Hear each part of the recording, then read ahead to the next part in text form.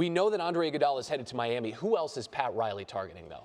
Danilo Gallinari in Oklahoma City and Miami, Memphis, and Oklahoma City. They were on the phones late last night. They'll be back on this morning trying to complete a 3-team deal that will land Pat Riley.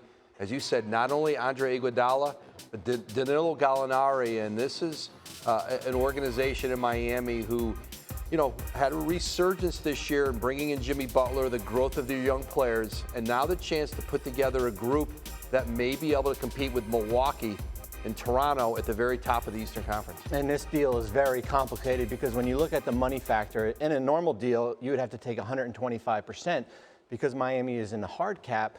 39.8 is coming in with Andre Iguodala and Danilo Gallinari, and you basically have to match that money.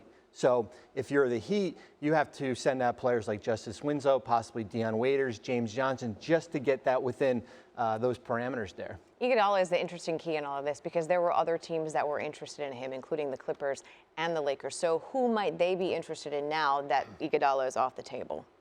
Marcus Morris in New York. That has been a focus, particularly the Clippers, but certainly the Lakers. Both teams have had talks with the Knicks.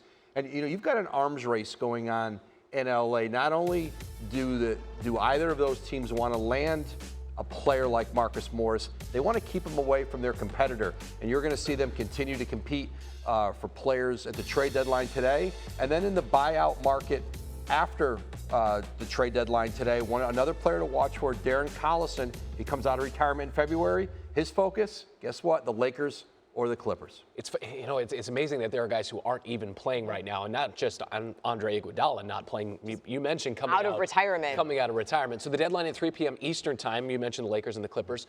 Who else could still make moves between now and then? Well, there's certainly a number of players still available, and teams deciding like how much they want to go in. I think there are a lot of draft picks available.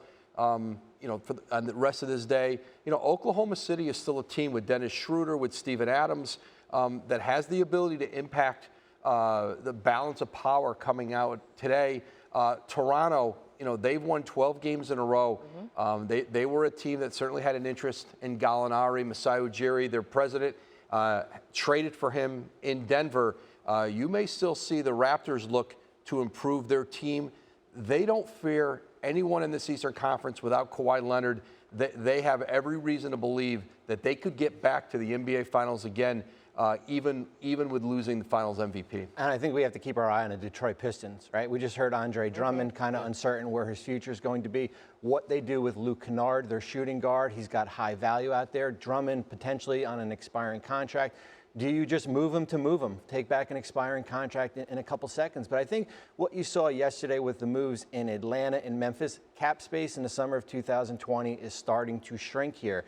Does that mean Drummond potentially could opt into that contract? There's no guarantee he's going to get a $31, $32 million deal next year.